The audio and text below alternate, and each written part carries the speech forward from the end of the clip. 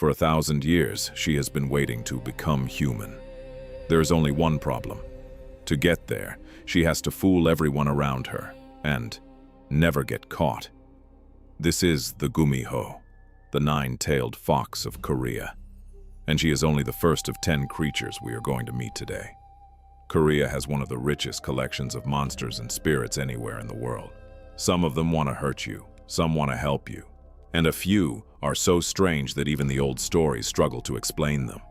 They come from a mix of beliefs: mountain shamanism, Buddhism, Confucian ideas about family and death, and centuries of tales told after dark and passed down from one generation to the next. Outside of Korea, most of these beings have been forgotten. Today, that changes. We will meet a fox that hunts with a human face, goblins that hide inside old objects, a ghost with no face at all, and a beast of iron that once threatened a kingdom. Let's start with the fox. At first, the Gumiho looks like nothing unusual. White or golden fur, quiet, calm, but behind her trail, 9 long tails, and in the dark, her eyes glow amber. Here is what the legends say. A fox that survives for 1,000 years gains the power to change its shape. And the shape it almost always chooses is the same: a beautiful young woman. In the oldest stories, that beauty is a weapon.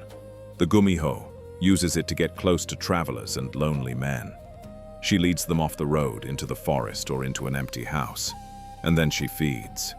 The tales are often blunt about what she takes: the human liver, sometimes the heart. It is what keeps her alive. One of the oldest versions is darker still. A family prays for years for a daughter, and at last a girl is born. But soon their cattle begin dying in the night. One by one, their livers gone. The truth, when it finally comes, is almost too much to accept. Their beloved daughter is a fox in disguise.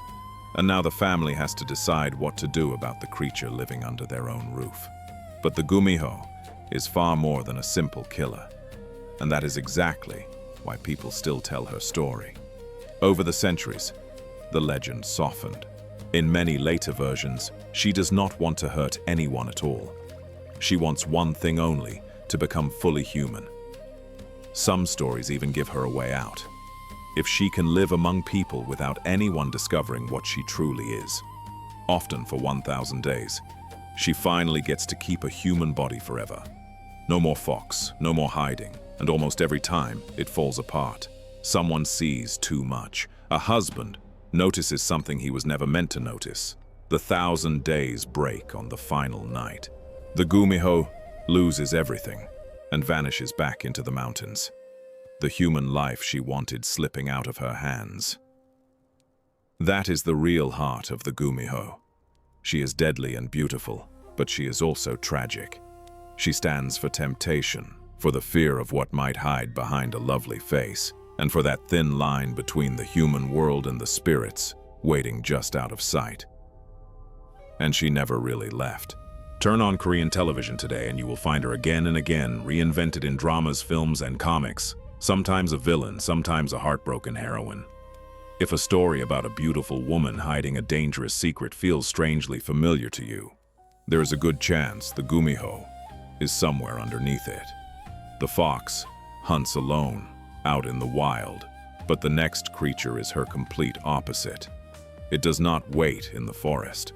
It lives in your home, inside your old broom, your kitchen pot, the worn-out tools you thought you had forgotten. The fox wanted to be human. The next creatures have no interest in that at all. They are already exactly what they want to be. And what they want, most of the time, is to mess with you. Meet the Dokkaebi, Korea's goblins. Forget the giant green ogre you might be picturing. A Dokkaebi is something stranger. Most descriptions give it a thick, powerful body, wild hair, a grotesque face, big eyes, sharp fangs, and sometimes a horn or two. But here is the part that catches people off guard. A Dokkaebi is not born, it is made.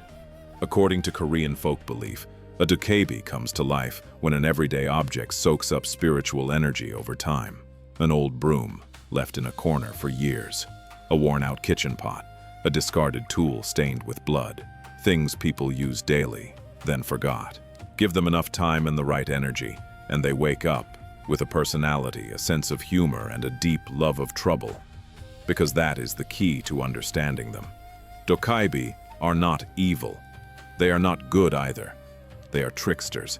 They love games, riddles, and challenges. They will wrestle a traveler on a dark road, just for the fun of it. They reward people who are honest and clever, and they punish people who are greedy and proud. To meet a Dokkaebi is to be tested, and you never quite know the rules. There is a classic story about surviving one. A man wrestles a Dokkaebi all night on a lonely road, and neither can win. Finally, he manages to tie the creature to a tree and staggers home, exhausted. When he comes back in the morning to see who he fought so hard, he finds only one thing roped to the trunk, an old, worn-out broom. He had spent the entire night wrestling a household object that had come to life. They also carry one of the most famous items in all of Korean folklore, the bangmangi, a magic club. With a single swing and a shout, a Dokkaebi can pull gold, food, or almost anything it wants out of thin air. Gold, especially.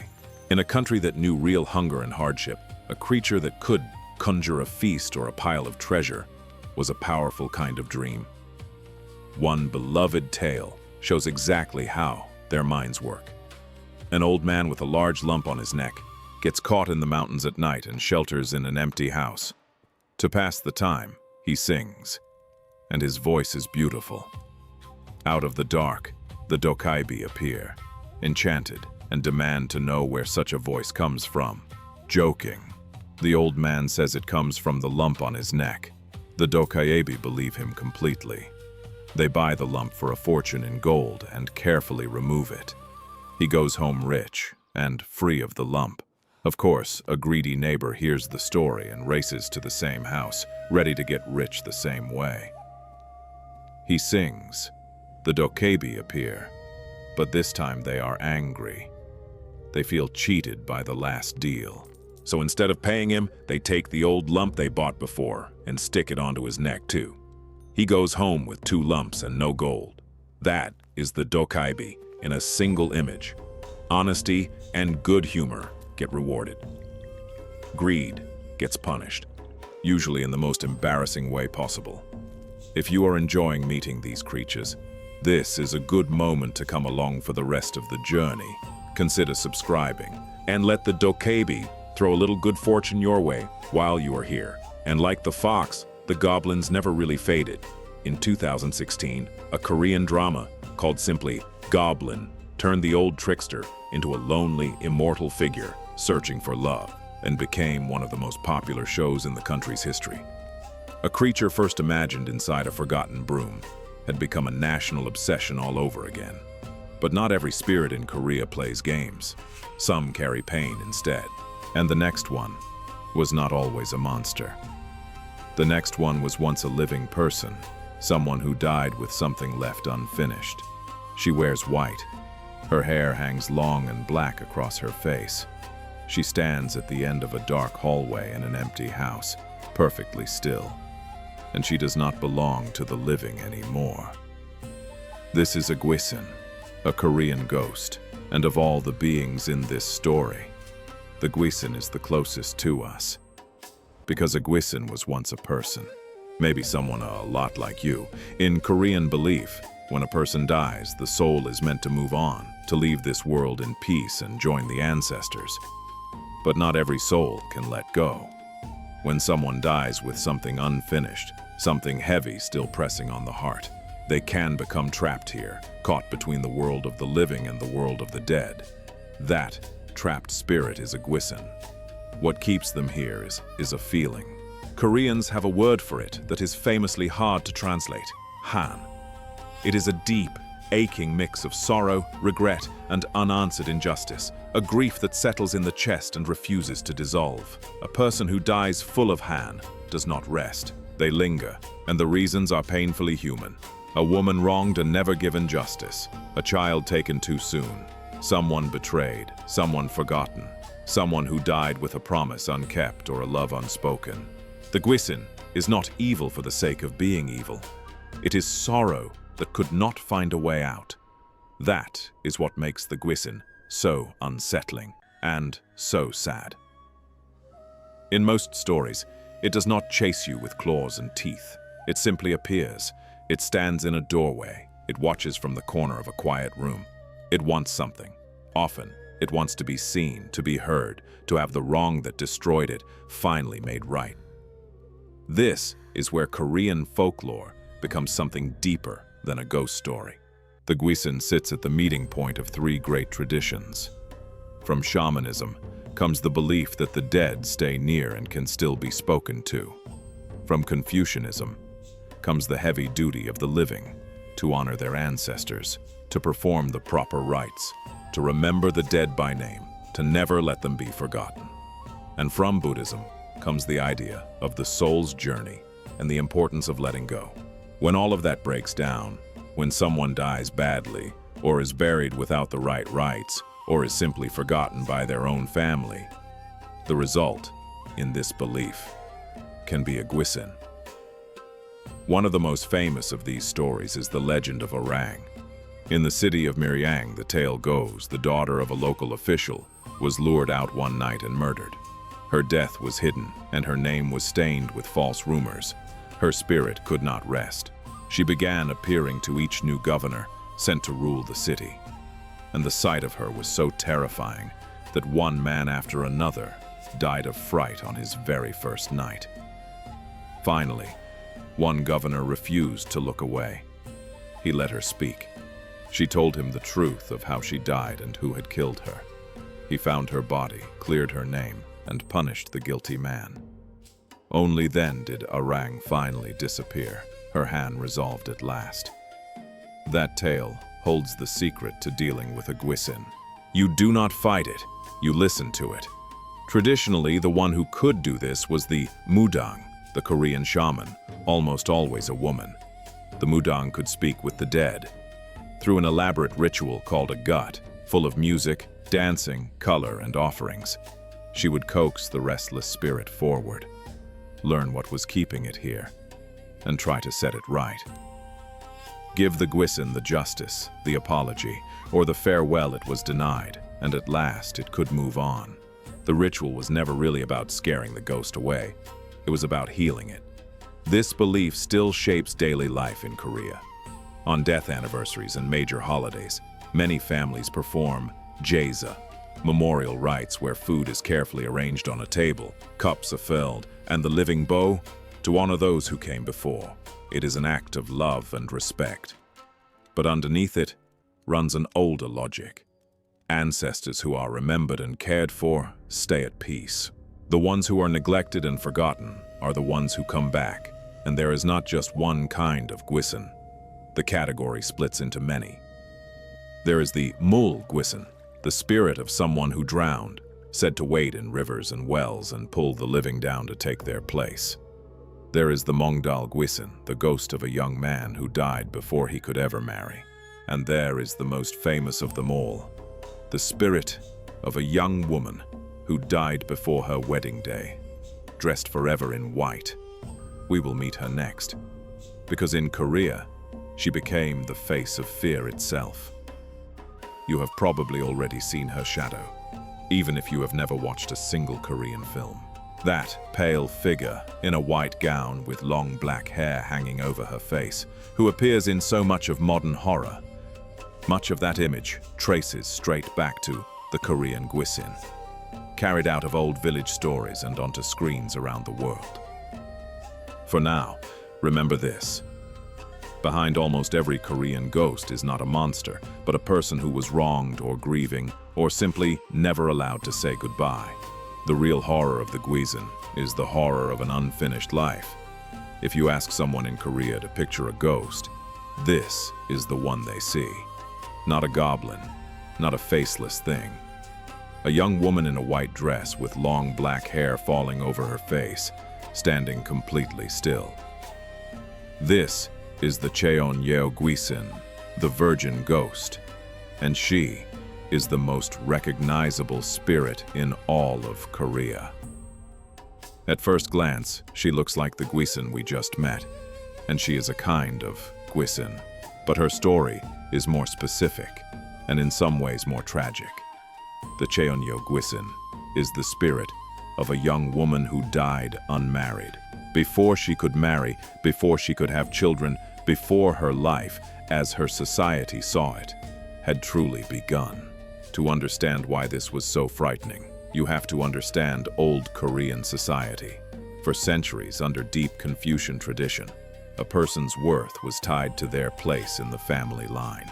You were born, you married, you had children, and one day your descendants would honor you with the memorial rites we talked about, the jaesa. That was the shape of a complete life. That was how you stayed remembered. But a young woman who died unmarried fell completely outside that shape. She had no husband, she had no children, and so she would have no descendants to perform her rites, no one to set out food on her behalf, no one to keep her name alive. She was, in the cruelest sense, destined to be forgotten. That is the source of her Han, not simply a life cut short, but a life her world had no place for, even in death. And that is why her image is so quietly disturbing. The Cheonyo Gwisin is not a screaming monster. She is the opposite. She is young, elegant, and still. She wears a flawless white funeral gown. Her long black hair hangs over part of her face. Her expression is almost blank. She does not lunge or roar. She simply stands there. In the corner of an old house, in a misty forest, at the foot of a bed, silent and waiting. The stillness is the fear. In many tales, people say you will never even see her feet.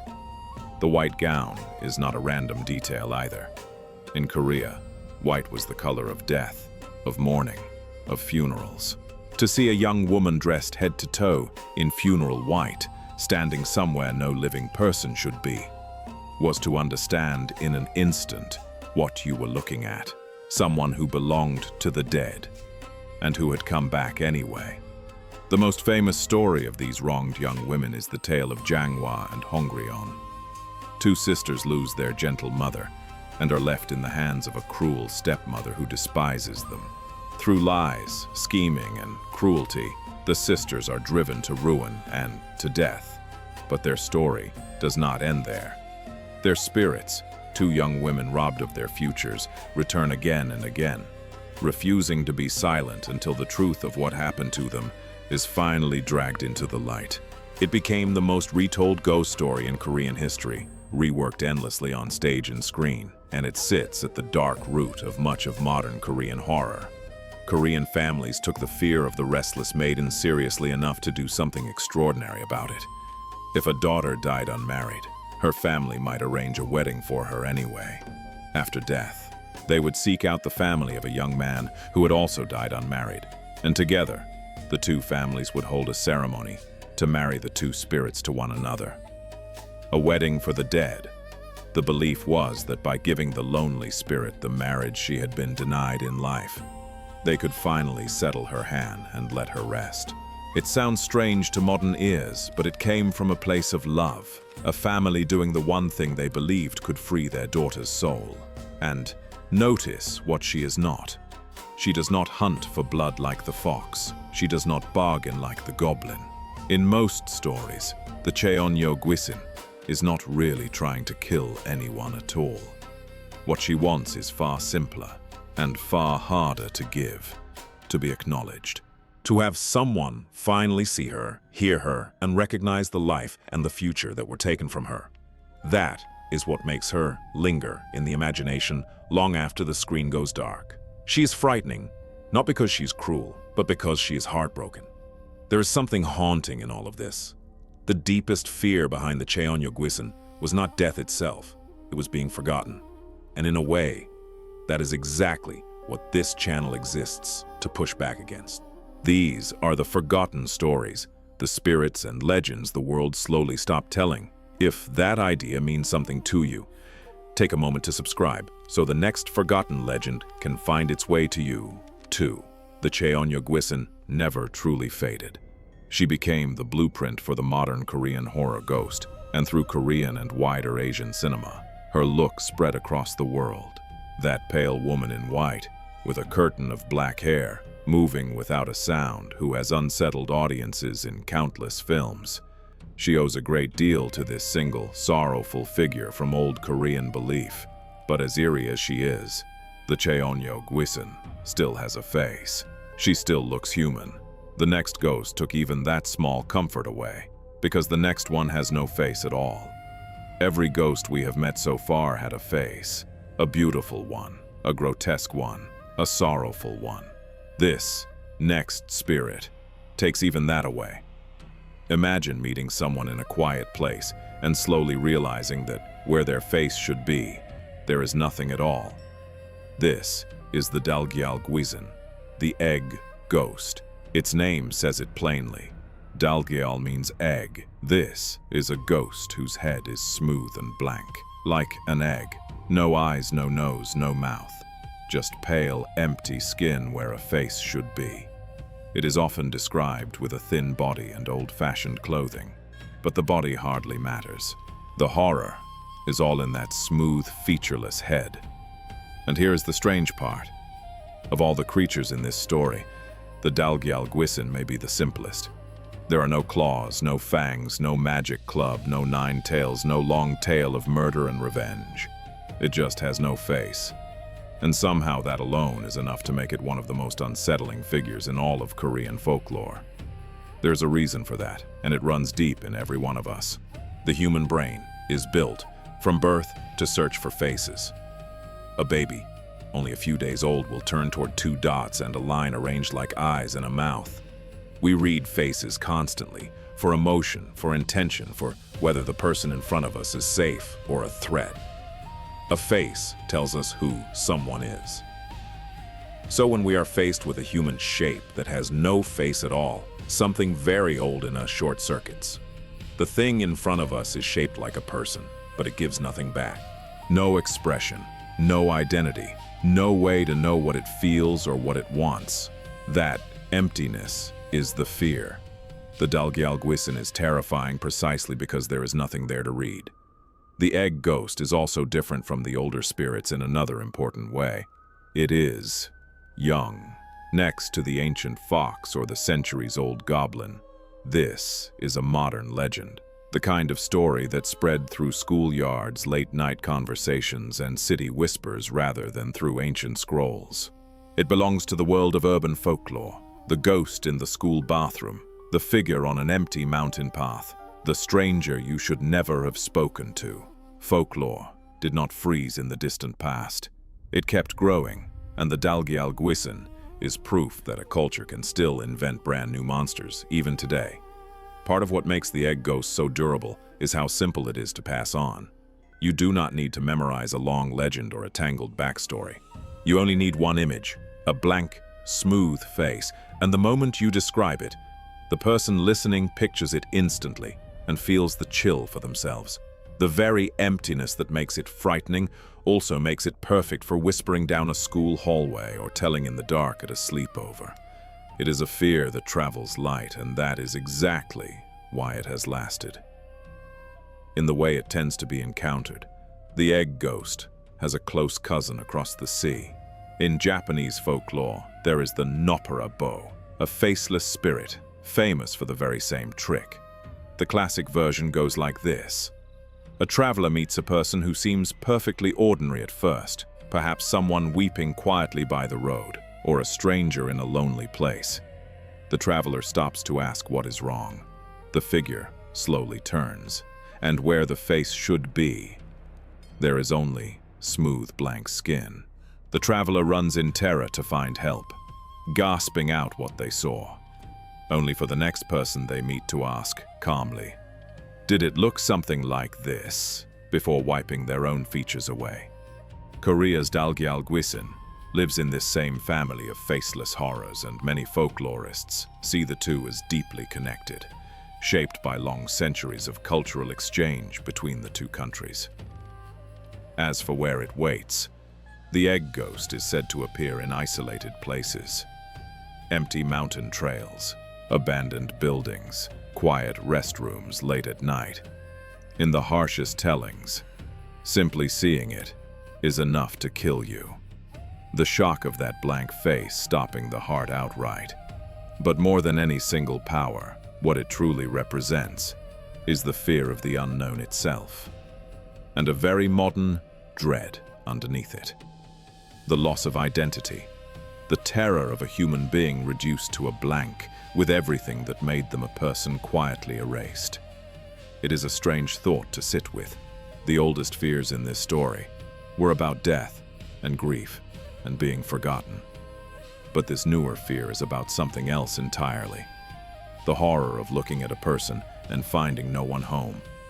So far, every being we have met has worn a human shape or something close to it. The fox becomes a woman. The goblin walks and talks and jokes. The ghosts were people once. But Korean folklore is not only haunted by spirits, it is also home to true monsters, giant beasts of scale and claw and iron. And the first of them began as something almost too small to see. A tiny creature, no bigger than a grain of rice, that would grow until it could devour the weapons of an entire kingdom. It began as something you could hold in the palm of your hand. By the end, it could swallow the weapons of an entire army. This is the story of the Bulgasari, and it starts not with a roar, but with a few grains of rice. According to one of the most well-known versions of the legend, the Bulgasari was born almost by accident. In the tale, a person, often said to be a Buddhist monk or a woman in his household, shapes a tiny creature out of cooked rice, no bigger than a grain. It seems harmless. But then it does something strange. It starts to eat metal. A sewing needle disappears first, then more needles, then nails, tools, and blades. And with every piece of iron it swallows, the little creature grows. It grows and grows and grows. What started as a speck becomes the size of a dog, then a horse, then a monster towering over the rooftops. And it never stops being hungry. The more it eats, the bigger it gets, and the bigger it gets, the more it can eat. There is no natural end to it. By the time it is full grown, the Bulgasari is a terrifying sight. The old descriptions give it a body stitched together from several beasts at once. The bulk of a bear, the face of a lion, the scales and horns of a dragon, the thick hide of a rhinoceros, heavy claws, blunt, powerful teeth, a long, dragging tail, and caught between those teeth, fragments of all the iron it has devoured. Broken blades, twisted nails, the ruined edges of weapons that were supposed to stop it. Because that is the heart of the Bulgasari's horror. You cannot fight it with weapons. Swords, spears, arrows, armor. To the Bulgasari, these are not threats. They are a meal. Every soldier who marches against it simply hands it more food. The harder people try to kill it by force, the stronger it becomes. The name itself is often explained through a grim piece of wordplay. It sounds like the old Korean phrase for the thing that cannot be killed. And that is what lifts the Bulgasari above a simple monster. For centuries, people have read it as a symbol of unstoppable power and of the terrible logic of war and greed. Think about what it really is. A force that feeds on weapons and grows stronger the more violence is thrown at it. In times of conflict and chaos, that image had real teeth. Some versions of the legend tie the Bulgasari to the fall of a dynasty, appearing as the old order collapsed, an omen and an agent of ruin at the same time. It is violence that consumes the very tools of violence, swelling larger and larger until nothing can contain it. For a land that lived through invasion after invasion across its long history, that picture struck a nerve. A monster growing fat on broken swords was not so hard to imagine for people who had watched real armies march across their fields and seen what war leaves behind. There is a quiet wisdom buried in that idea. The Bulgasari cannot be beaten the way it expects to be beaten. The more force you feed it, the more it feeds you back your own destruction. It is a story about how some problems only grow when you attack them head-on. How meeting hunger with more iron simply makes the hunger bigger. Curiously, not every version of the Bulgasari is a monster at all. In some older folk beliefs, a creature of this name was a protector rather than a destroyer. It was said to feed on bad dreams and drive away evil spirits, and its image was sometimes placed on homes as a charm against nightmares, misfortune, and fire. The very same hunger that made it a terror in one story made it a guardian in another, a beast that ate the bad things before they could ever reach you. It is a reminder that these legends were never fixed. The same creature could be a curse in one village and a blessing in the next, depending on who was telling the tale. So how do you stop something that eats every weapon you own? In many tellings, the answer is the one thing it cannot swallow: fire. Iron feeds it, but flame can still burn it. The unkillable beast, in the end, is undone not by force, but by the single element its endless appetite could never conquer. The lesson is almost gentle. You do not defeat the Bulgasari by giving it more of what made it strong. The Bulgasari did not stay buried in old legend either. In 1985, it became the star of one of the strangest films ever made, a giant monster movie titled Bulgasari, produced in North Korea, in which the iron-eating beast swells to the size of a building and rampages like Korea's own answer to Godzilla. The tiny creature, born from grains of rice, had grown, once again, into something enormous, this time on the cinema screen. The Bulgasari was a creature of pure hunger and brute force. But the next being in our journey is its complete opposite. It is defined not by appetite, but by patience. In some stories, it has waited 1,000 long years for a single chance, the chance to finally rise into the sky and become something far greater than it is. The Bulgasari grew by taking. This next creature grows by waiting, deep in the cold water of a mountain pool or coiled at the bottom of a river. Something enormous lies almost perfectly still. It is a giant serpent, dark and powerful, but it is not a dragon. Not yet. This is the Imugi, and its entire existence is built around a single distant dream: to one day rise into the heavens and become a true dragon. In Korean belief, the dragon, the Yong, is one of the highest and most respected beings of all. Unlike the fire-breathing destroyers of so many Western tales, Korean dragons are benevolent. They command the rain and the rivers. They bring good harvests and prosperity. They are tied to wisdom, to water, and to the very authority of kings. The dragon was a royal symbol, reserved for the throne itself. To become a dragon is to ascend to something close to divine. But you do not simply become a dragon. The Imugi must earn it. According to legend, it must wait an immense span of time, often said to be 1,000 years, living patiently in the water, biding its time. In some versions, it must also obtain a yuiju, a glowing orb, the dragon's sacred pearl, said to grant its holder the power to fulfill any wish. Only when the conditions are finally met can the Imugi rise, twisting up through the clouds and transforming into a true dragon at last. And here is where so many Imugi stories quietly break your heart. The ascension can fail. In a number of tales, the great moment arrives. The serpent begins to climb into the sky, and something goes wrong. A human happens to see it and cries out. A sacred rule is broken, a single mistake at the final instant, and the Imugi, so close to its 1,000-year dream, comes crashing back down to the earth, condemned to wait all over again, or to remain a serpent forever.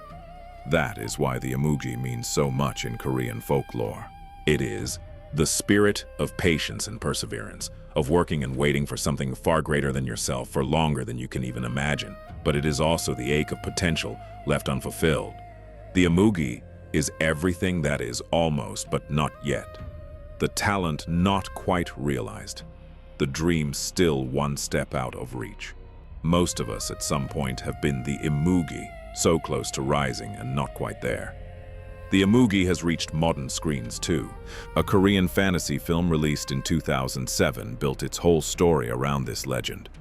Two enormous serpents, one good and one evil, racing across the centuries for the single chance to become a dragon, and carried the old myth to audiences far beyond Korea's borders.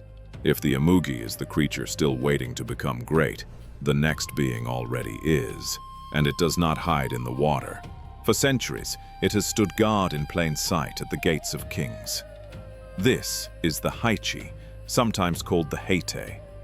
At first glance, it looks something like a lion, but covered in scales with a thick mane, fierce eyes, and in many depictions, a single horn upon its head. It is powerful and proud, and you may well have seen its statues without ever knowing its name, because the Haechi is a guardian, and one of its great duties is justice itself. According to tradition, the Haechi can tell right from wrong. It knows truth from a lie, the innocent from the guilty, and it does not stay neutral. The Haechi punishes wrongdoing and injustice. In some accounts, it would strike the guilty with that single horn. To stand before a Haechi was to stand before a creature that could see straight through you, down to whether your heart was honest.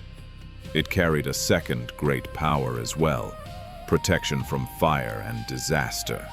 This was no small thing in old Korea, where capital cities built of wood and paper could be devoured by a single blaze. During the Joseon dynasty, statues of the Haechi were placed near the royal palace and important government buildings in the capital. Guardians set at the gates to ward off both fire and corruption, watching over the king and the law alike. A pair of them still sits at the entrance to Gyeongbokgung Palace in Seoul to this day. There was a very specific fear behind those guardians.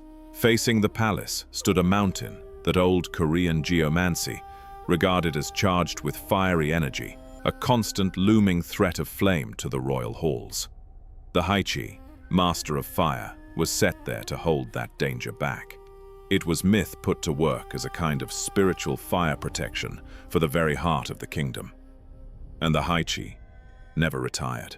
In modern times, the city of Seoul chose the Haechi as one of its official symbols, an ancient beast of justice and protection, reborn as the face of a modern capital. The guardian that once watched the gates of kings now stands for an entire city of millions. So far we have met shapeshifters, sorrowful ghosts, and great beasts of legend. But the next creature is something colder and stranger, a predator that hunts not with claws or strength, but with a voice. And the voice it uses to call you closer might sound exactly like someone you love. Imagine you are walking alone on a mountain path as the light begins to fade. The trees press close, the mist is rising, and then, from somewhere in the woods ahead, you hear it. A voice you know, a child crying for help, your mother calling your name, a friend you lost long ago. Every instinct in your body tells you to go to them, and that is exactly what it wants. This is the Jangsan tiger, known in Korea as the Jangsanbeom. And of all the creatures in this story, it may be the one that understands us best. Its name comes from Mount Jang, a real mountain that rises near the southern city of Busan. According to the legend, something lives up there. Witnesses describe a large creature covered in long, pale, flowing hair, so much hair that it almost seems to ripple as it moves. Its name carries the old Korean word for tiger, and some picture it as a great white beast of the mountain. But its true appearance is strangely hard to pin down, because the Jangsanbeom does not rely on how it looks. It relies on what it can do. It can copy any sound it hears, and the sounds it chooses are never random. The Jangsanbeom listens, learns, and then calls out in the voice most likely to draw you in. The cry of a small child, the voice of someone you love, a person calling for help just beyond the trees. You follow the voice, deeper and deeper into the forest, certain that someone needs you. And by the time you realize the voice was never human at all, you are far from the path, alone, exactly where the creature wanted you. What makes this legend so chilling is how clever it is. The Yangsan biome does not overpower you. It does not need claws or size to win. It turns your own best instincts against you. Your love, your compassion, your urge to help someone in danger. The very things that make you good are the bait. That is a far more unsettling kind of monster than one that simply chases you. This one waits and listens and uses your own heart as the trap. The Yangsan biome is also one of Korea's youngest legends. It is not an ancient creature carved into temple walls. It belongs to the modern age, a story that spread in recent years through the internet, through shared photos, blurry videos, and late-night posts, until it became one of the most famous Korean cryptids of all. It proves something we saw with the egg ghost as well, that folklore is alive. People are still creating monsters today, born from the same old root they always came from. The fear of being alone in a wild place where the trees are thick and the voice you hear may not belong to anyone at all. The fascination ran deep enough to reach the big screen. In 2017, a Korean horror film took the Yangsan biome as its subject, building its dread around exactly this idea. A thing hidden in the woods that wears the voices of the people you trust most. An old fear of the mountains had become a brand new nightmare in a darkened theater, proof that a legend only a few years old can already sink its claws into millions of imaginations, and it taps into something very real. For as long as people have lived beside Korea's mountains, those mountains have been places of beauty and of danger. Easy to get lost in, easy to vanish in. The Yangsan biome gives a face, or rather, a voice, to that ancient unease. The forest that calls your name. The wilderness that knows you well enough to sound like home. But the mountains of Korea were never seen as only dangerous. For every story of something waiting in the dark to harm you, there is another belief, far older and far gentler. The belief that the mountain itself is watching over you. And that brings us to the last being in our journey, and perhaps the most beloved of them all. High on the peaks in old Korean belief, there lives a guardian. He is not a monster. He has no fangs, no scales, no hunger. He appears as an old man, a serene, white-bearded sage in flowing traditional robes, often holding a staff, his eyes calm and kind. This is the Sanshin, the mountain spirit, and he is one of the oldest and most deeply rooted figures in all of Korean spirituality. In the traditional view, there is not just one Sanshin. Every mountain has its own. Each peak, each range, is believed to possess its own guardian spirit, who watches over the land, the animals, and the people who live in its shadow. To enter a mountain was, in a sense, to enter someone's home, and travelers, hunters, and villagers would show respect to the spirit of the place, offering prayers for safe passage and good fortune. This made perfect sense in a country shaped by its mountains. Ranges and peaks cover most of the Korean peninsula, and for the people living among them, the mountains were never just scenery. They were sacred, powerful, alive, and not to be taken lightly. Mountain worship is among the very oldest layers of Korean spirituality. Older than the written records, older even than the kingdoms whose names we still remember. Long before temples and palaces, people were already lifting their eyes to the peaks and sensing something watching back. The Sanshin stands for wisdom, protection, and harmony with nature. He is the part of these beliefs that is not about fear at all, but about reverence. The sense that the natural world is alive, watchful, and worthy of respect. And he is almost never shown alone. Beside the old sage, again and again, sits a tiger. That tiger is no accident, and it ties our whole journey together. In Korea, the tiger is the king of the mountains, the most powerful animal in the land, feared and respected for thousands of years. Korea was once so full of tigers that old stories called it a land of tigers, and the great striped predator filled people with the same awe that the mountains themselves did.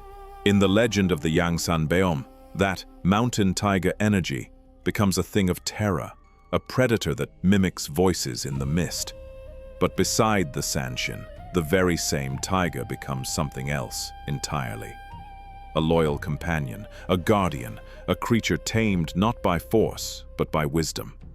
In many depictions, the tiger is the mountain spirit's servant and messenger, carrying out his will across the slopes and watching the paths on his behalf. Two faces of the same animal. Two faces of the same mountain, fear on one path and peace on the other. Perhaps the most remarkable thing about the Sanshin is that he never disappeared. When Buddhism spread across Korea, it did not erase the old mountain worship, it absorbed it. To this day, if you visit a traditional Buddhist temple in the Korean mountains, you will often find a small separate shrine tucked behind the main halls. A hall dedicated to the Sanshin, where the old mountain spirit and his tiger are still honored, side by side with the Buddha. The mountain god was simply too important, too beloved, and too ancient to leave behind. He had been there long before the temples, and the people made sure he had a place within them. And so our journey ends not with a monster, but with a quiet old man on a mountaintop, his tiger resting at his side, watching over the land as he has for countless generations. Think back over everyone we have met. A fox who longed to be human, goblins born from forgotten objects, ghosts who could not let go of their grief, a faceless figure in the dark, a beast that fed on iron and war, a serpent dreaming of the sky, a guardian of justice at the palace gates, a voice in the forest that knew your name, and finally, an old spirit of the mountains, keeping watch. Look closely, and you will see that none of these creatures were really about monsters at all. They were about us. The Gumiho is temptation, and the longing to become something more. The Dokkaebi is the unpredictable hand of fortune, rewarding the honest and humbling the greedy. The Gwisin and the Gwisin are grief and injustice, and the deep human need to be remembered. The Gwisin is the fear of the unknown and of losing who we are. The Bulgasari is the runaway power of violence and greed. The Imugi is patience and the ache of a dream just out of reach. The Haechi is our hunger for justice. The Jangsanbeom is the wild turning our own love against us. And the Sanshin is our wish to believe that something good is watching over the wilderness after all. These beings were never just stories told to frighten children. They were how an entire culture made sense of the world, of death, of justice, of nature, of the unanswerable mysteries of being human. And the most wonderful part is that they never truly left. They live on in films and dramas, in the statues that guard a modern city, in the symbol of a capital of millions, and in the quiet shrines still standing in the mountains. They were only ever forgotten by the rest of the world, not by Korea, and now not by you. There is something quietly comforting in that, when you sit with it. A story never truly dies as long as someone, somewhere, is still willing to tell it. Every time one of these creatures is spoken of again, it stirs and breathes and lives a little longer. The Gumiho, the Sanshin, the lonely ghost in white. They survive on attention, on memory, on the simple act of being passed from one person to the next, exactly as they have been for centuries. And that is the whole reason this channel exists, to find these forgotten stories wherever they sleep and bring them back into the light. So before you go, we would truly love to hear from you. Tell us in the comments, which country are you watching from? And what legend, what creature, what old story is whispered in your part of the world? Every region on Earth has its own forgotten myths, and yours might be the one we explore next. If these journeys into the world's lost legends speak to something in you, consider subscribing and travel with us into the next one, because somewhere out there, in a forest, on a mountain, in an old, half-remembered tale, another forgotten creature is waiting, and its story deserves to be told.